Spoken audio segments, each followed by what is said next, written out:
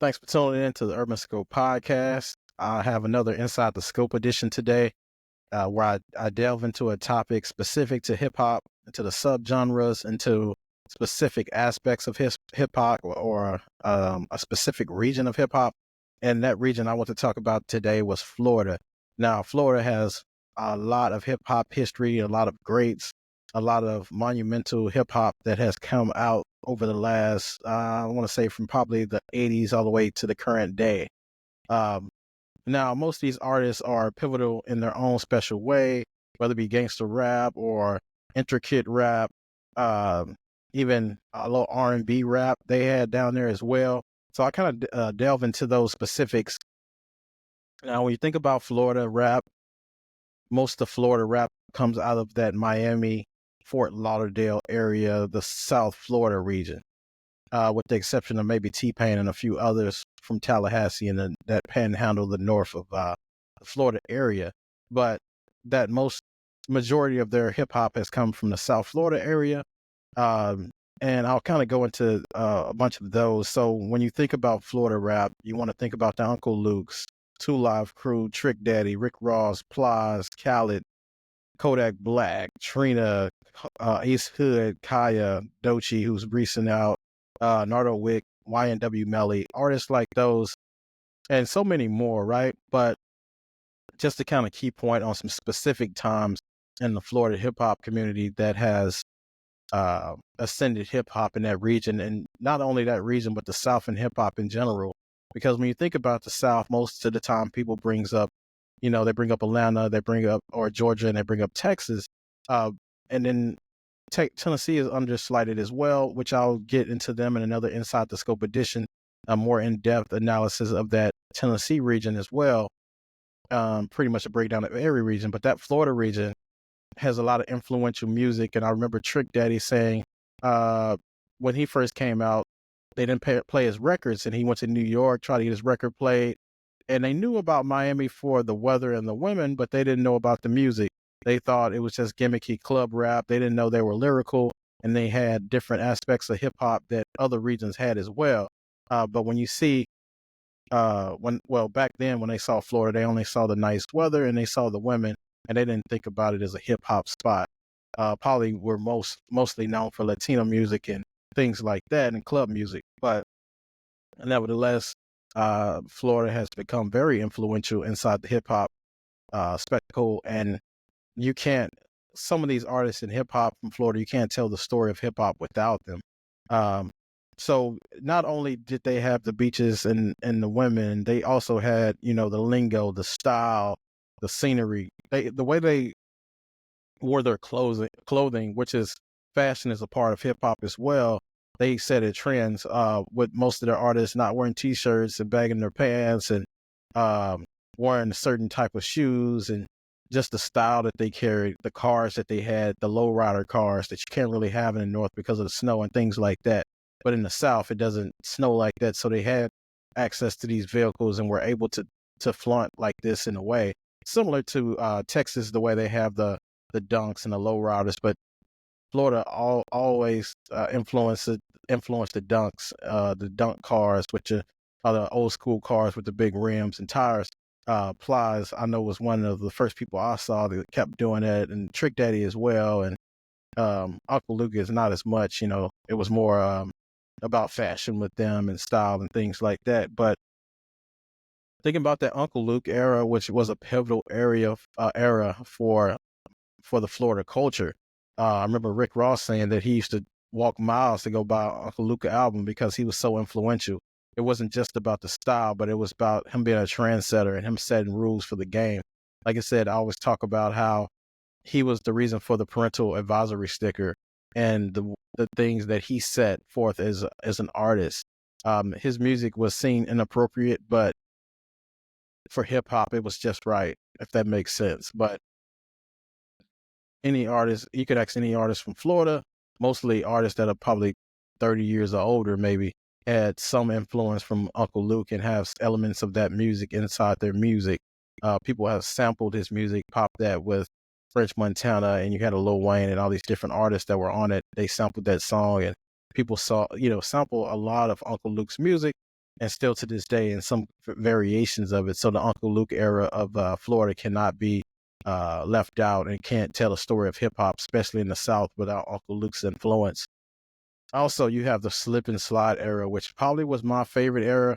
I was too young for the Uncle Luke era. I caught the back end of it, but that slip and slide era was a very good era. It had, Trick Daddy, Mostly, and Trina, and they had the Take It to the House record, and other records like that. But Trick Daddy was was an artist who had the gangster appearance, but he always kept it real. He always talked about uplifting blacks and always talked about the struggles that we have to get through.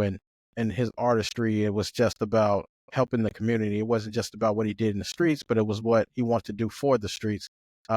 I remember him saying on the interview with Breakfast Club is some of the people in Florida that he knew never got out of the area of Florida, and the only way they got out of the city was on the Bluebird to the prison. And he said he had a real problem with that, and he wanted to fix that and set new policies and wanted to work with the government to fix those things.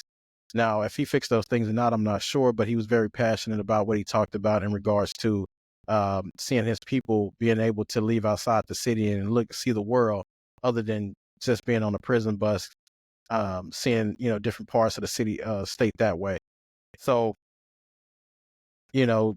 Trina was one of the best female rappers also coming out of that era. She set a trend, and so did Kaya, but they had like a little beef going back and forth, but you can't tell the story of Florida without Trina's influence. And even Kaya, even though, she had the one song, My Neck, My Back, but her music still plays today and it's still a hit. But Trina, for the most part, set that trend for the female rappers in Florida, set the trend for Doechii to be able to reign now. And I'll talk about Doechii later as well, but that slip and slide era was very pivotal. That Take It to the House, You Don't Know Now, all those Trina songs, all those songs hit back in the days. I want to say the mid to late 90s, early 2000s era. That slip and slide era was untouchable back then. And then, of course, you had the We the Best movement with DJ Khaled, bringing all those artists together, put them on one album. I always call DJ Khaled the Kirk Franklin of hip hop, because we never seen him rap or sing, but he always bring these artists together and he yells on records. That's why I always called him the DJ. I always called DJ Khaled the Kirk Franklin of hip hop, if that makes sense from the breakdown. But he brung a lot of artists together, and his business acumen and being able to be an entrepreneur to put other artists on for Florida as well can't go unnoticed. And he played a pivotal role in the Florida game as well. Now, Rick Ross's reign has probably been the most extensive, he had the most longevity, I want to say, coming out with Hustlin' back in the early 2000s, and he's still relevant now in 2025. And I believe he should probably drop a records album sometime this year. But every time Ross drops an album, it's always high quality. He puts out good music. He doesn't put out any that much fluff, at least. And he's always has something to say. And it's not just a bunch of nonsense. Most of his art, most of his content is very, it has replay value to it. Most artists don't have that replay value, but having that replay value is very pivotal.